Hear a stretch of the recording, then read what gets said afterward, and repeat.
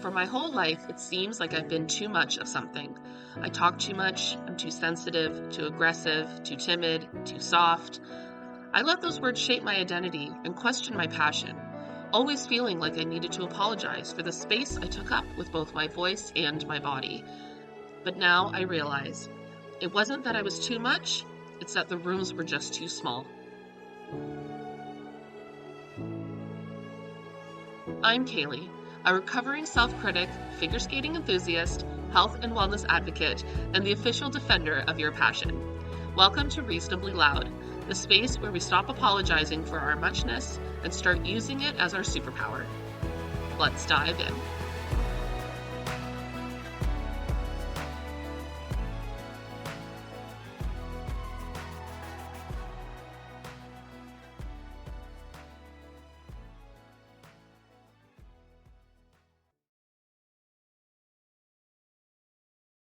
Quick note before we begin. While I am a certified personal trainer and a certified intuitive eating counselor, I am not a doctor or a licensed medical professional. The information in this podcast is for educational purposes only and should not be taken as medical advice. Always consult with a qualified healthcare provider before making changes to your diet or exercise routine. Now, let's get into the show. Welcome. All right, Reasonably Loud is officially in full swing. Last episode, I introduced why I set out to make this podcast. I love to share things I'm passionate about, and I have a passion for learning. Through conversation comes exploration.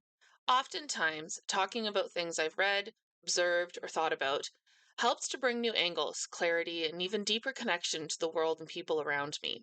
Talking has served me both as a healing and exploration tool over the years. I've learned so much by sharing my own stories and observations while also receiving the same from others. There have been countless times when a thought has weighed on me and felt immovable, but sharing it out loud served to defang it of its power and revealed an insight I hadn't seen or culminated in a learning opportunity. I know for some folks they process inwardly, but for me, as much as that does have its place, it doesn't fully serve me. Getting my thoughts out in the open, either with just myself or with trusted confidants, has proved over and over to be the best medicine. Okay, no, I don't talk to myself out loud. Well, maybe sometimes, but sometimes just even writing the thoughts down in an unfiltered brain dump is enough to bring some clarity, or at least create space to let other things in. Sometimes I'll even say to people, okay, this is the first time I'm saying this out loud, so bear with me. It's not a fully formed thought yet, because I know it's the beginning of something new, or maybe even I end up changing my mind completely. Either way, I get such fulfillment from sharing these moments with people through conversation, discovering something new, or connecting deeper. It's the coolest thing to see the power of the mind at work in real time. Another thing I've learned over the years is that the first thoughts that I say are not always where I end up landing, but that they are the building blocks to something else. And that's where it's so helpful to have the trusted companions to be judgment free sounding boards and to offer their own views when you need them. I know I've been very blessed in that way. So I'm sharing all of this to use as a launching pad to bring up the three pillars of my approach to health and fitness. Through the years of observation, connection, and communicating with clients and with my own experience, I have arrived at what I believe to be the three core tenets that are helpful when navigating the ever evolving world of health and wellness. And they are curiosity, respect, and grace. But first, let's roll it back to what first laid the foundations for those pillars and what can happen when they aren't utilized. I've spent most of my adult life in and out of diets, losing and gaining weight over and over, and never being fully satisfied or content with how I looked, which affected how I felt about myself and how I related to other people. Nutritious food and exercise were only ever about making my body smaller. The message of the diet and fitness industry is smaller equals better, more attractive, more desirable, more acceptable. Oh, and we're just going to say it's healthier too. Spoiler alert, it's not. Although my body has been both smaller and bigger over the years, relative to itself, I suppose, it's never been the ideal small that diet culture has pushed. I've always had prominent hips, breasts, and thighs, and no matter what I did, I could never really fit that mold. Not to mention, the behaviors I engaged in were not actually health promoting, they were size change promoting. It's really easy to see the parallel between the cultural push to quiet my big voice and shrink my big body. I didn't know that there was another way. I bought into the message that this was the only and best way, and that any failure to get there was my fault. Again, spoiler alert, it wasn't. I bought into the shiny lies of diet culture. I believed it and internalized it, always thinking I was the problem and the reason why I could never keep the weight off or get a grip on food. When you don't explore, don't ask questions, and treat your body like a project instead of a sacred vessel, you can become easy pickings for the vultures of diet culture. But that's not your fault. Not at all. When I was introduced to the concept of intuitive eating, everything changed.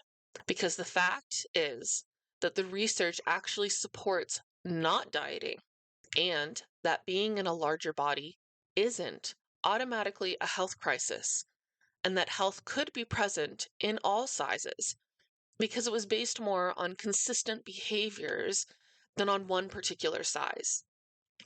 And when I realized that, oh, it was like my whole world fell apart and came together all at once.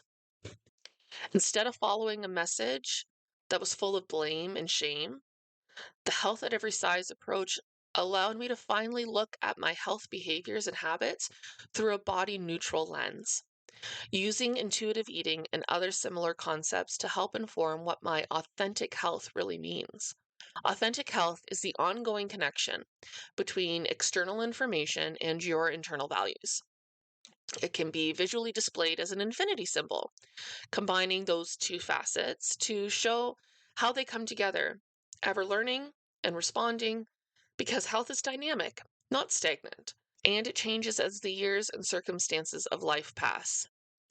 The tenets of curiosity, respect, and grace are a culmination of the exploration and a way to help guide us through what authentic health means for you as an individual in any and every situation. It took me a long time to come to this point, and by no means is it finished. I am always learning and exploring and absorbing, but I just want to make sure that I communicate that this wasn't an instant change.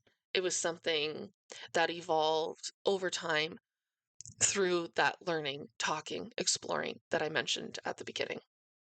So be patient with yourself if this is something that you are also learning, discovering, exploring. Be patient because it'll happen in its time and as you continue to put those pieces together. I believe that these three principles can help reframe and reshape the narrow diet culture views in an uplifting and self empowering way. I shared at the beginning how talking has been invaluable through my life as I have worked through the highs and the lows. I know that everyone is different and works through things in equally different ways, but applying curiosity, respect, and grace is adaptable to your own process. Let me give you a real world example of how it works. A couple of months ago, a client was talking to me about her struggle to get her workouts in. She works out with me once a week, and then I provide her workouts to do on her own throughout the week. Like all of us, at some point, she was feeling like she was failing because several weeks had gone by where she had only done her one workout with me, and she wanted to do more. Now, past me, informed by the narrow thinking of the fitness industry, would have said something like, you just got to do it. Don't overthink it. Just schedule it in like you do with me and get her done. But with curiosity, respect, and grace in my back pocket, we were able to approach the conversation in a way that didn't use shaming and blaming, but empowering and practical observation. We had a conversation. that used neutral curiosity to explore what was happening in and around the decision to work out or not work out. What we discovered was that working out had started to feel daunting and big. It felt long and time consuming because she had fallen into a belief that she had to do the whole workout and do it correctly. Otherwise, what was the point? And this particular workout was one she liked, but it was also a bit longer than the other ones we had done. So, with that knowledge, we worked out a solution. First was grace for the times that the workouts didn't happen, and that it was okay and not a failure. We then used respect to remember how beneficial and fulfilled she feels when she does work out, rather than a punishment for food or rest, but also acknowledging that time and mental space need to be respected too. So having a program less consuming was necessary. Next was more curiosity to find a path forward that allowed her to get a quick workout in that she didn't have to think about and could cut back on if needed. So we brought back a past program that used minimal equipment and was designed for a season when she had fewer opportunities to work out, but still wanted something quick and effective. Having both program options was the perfect antidote to that all or nothing narrative that exercise can often bring. She didn't need me saying, "You have to do it." She was already beating herself up for that. She needed a sounding board and some curiosity, respect, and grace to filter through the options to come to the one that worked for her at that moment. And guess what? She's been more consistent and has seen the result of that, both mentally and physically, ever since. Does that mean that this solution will work forever? Of course not. But when seasons change again, we will use the same approach to adapt as needed. Curiosity is a neutral, exploratory venture. It asks questions without jumping to conclusions. It allows us to ask the whys and the hows that shape so much of our decisions. Instead of instantly judging ourselves for eating a whole bag of cookies, curiosity says, how did eating the whole bag make me feel? What was happening before and while eating it? Those kinds of questions open the door for deeper understanding of ourselves and what is really going on, rather than jumping to the conclusion that what we did was bad and we are bad for doing it. By exploring why and how, we carve a path towards making meaningful changes. I can't tell you how many times I've beaten myself up for what I've eaten. Can you relate to that?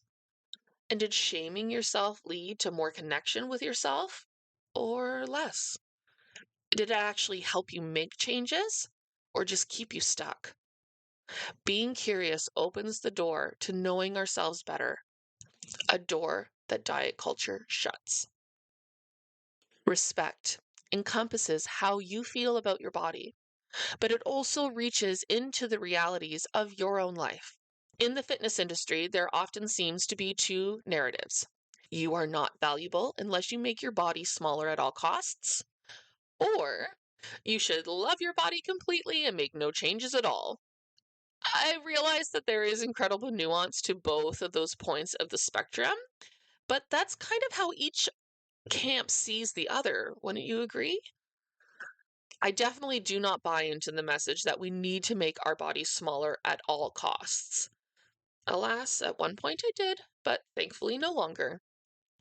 But I also don't swing all the other way over to where I believe we need to love our bodies all the time, nor do I believe that loving your body means you do nothing for it. I'm all for body love and positivity, but the reality is that many folks struggle to love their bodies. And who can blame them? It's very difficult to love something when you've been told over and over and over again that it is flawed. And again, that's not our fault. That's the system.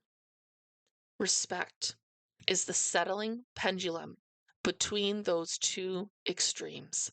Respect allows room for the days when we don't truly like what we see or how we feel. But rather than letting those thoughts drag us down, it gently steers us towards the habits that support our health and well being.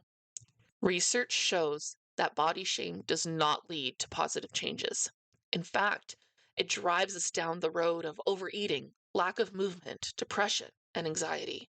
We cannot bully ourselves into healthy behaviors, but the antidote is not love, it's neutrality. Respect doesn't ask us to feel anything in particular as a prerequisite for taking care of our bodies. It opens that same door as curiosity does to say something like, I love cookies, but the whole bag didn't feel good in my stomach. I'm going to tune into my body so that I can stop before I'm overfull. Does that not feel more encouraging than you're such a failure for eating the whole bag? But it's also more attainable than it's okay that you ate the whole bag. You're beautiful no matter what. You don't need to love yourself to take care of yourself. But I can guarantee you that shaming yourself won't get you there either. Respect also encompasses awareness of your real life. It paves the way for empathy because the reality is that there are circumstances that will make fitness and nutrition very challenging, and that will look different for everyone. Without respect, we can swing toward the expectation that we have to meet some arbitrary targets like calories, macros, or workouts clocked, regardless of what is going on in our lives. But also swinging to the other side where we don't make any attempt to make space for healthy habits doesn't respect our bodies or life either. Finding that neutral medium that adjusts with life's flow conquers both.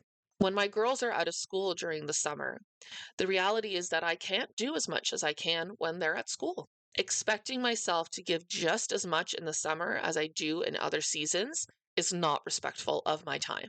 But just as unhelpful is not increasing movement in the seasons when the time is more available. Respect allows us to go with the flow while still keeping those commitments to ourselves. Grace is my favorite and most used pillar, and I believe the most important one of my coaching practice. It's so important to me that my daughter's middle name is Grace. Grace is essential because without letting ourselves off the hook, we cannot find that path forward to curiosity and respect. At the beginning of the episode, I talked about how I best process things out loud. I cannot tell you how many times I have felt a certain way about myself or a situation where I spent days beating myself up, replaying it over and over again, and just truly feeling awful. I told myself that I was bad or wrong and needed to punish myself. But in each of those situations, the way forward was not to continuously pull myself back there. And the only way to do that is through grace. You could also use the term self-compassion, and there's a fabulous book by Dr. Kristen Neff about her research and ways to apply self-compassion in our lives and forgive ourselves for mistakes we've made. Her work is groundbreaking and profound. It outlines the pathway to permission and allows the reader to release guilt that doesn't serve them. Grace similarly paves that same path, but for me, it also paints a picture of safety and something outside of ourselves. For me, it's a reminder of God's grace and his unconditional acceptance and love. Maybe for you, it means something different. But what I feel it gives me is a release that is outside of myself, which is sometimes more powerful than when it comes from me alone. Grace is always there as a safe landing pad, regardless of how I'm feeling. Diet culture teaches us that there's only do's and don'ts, goods and bads. What grace offers is a safe place to land when missteps happen. And they are going to happen. There is no way around it. We are going to eat the whole bag of cookies. We are going to miss many workouts. We are going to go a whole day without eating vegetables. We are going to talk badly about ourselves. It doesn't mean we are bad people. It doesn't mean we are unworthy of love and respect. It doesn't mean we have to stay there as punishment. Grace makes space for the errors as well as the recovery. A common misconception is that being unconditionally compassionate means we won't be accountable at all. But grace is quite the opposite. It allows space for gentle reflection, which opens up that door to accountability that comes from a place of safety, not fear. It allows us to say, yes, I ate the whole bag of cookies, and now I know why, and I know what feels better for me. It happened, but it doesn't mean it was bad or that I am bad. Grace may not erase mistakes, but also may not fix the consequences. But beating ourselves up doesn't fix it either. Grace allows us to move forward while still learning from the past. So, how are we doing? I know I feel incredibly overwhelmed in the best way, and I hope you do too. These are topics I've given a lot of thought and emotion to over the years, and they are deeply personal to me. I know I don't always perfectly practice them in my own life, and I know that there are times when I fall short with others as well. But again, that's why there's grace, and that's why we continue to remind ourselves of the ongoing journey that is life. Which pillar resonated with you the most? I would love to hear your stories. Reach out to me on Instagram at Coach Kaylee B, CoachKayleeB. And to celebrate the launch of Volume 1, I am doing a special giveaway. I have designed 3 custom bookmarks featuring our 3 pillars: curiosity, respect, and grace. If you head over to my latest Instagram post about this episode, like it and comment with your favorite pillar, you'll be entered to win a custom set sent straight to your door. Let's keep building the circle together. Until next time, be curious, show respect, and allow grace. Talk to you soon.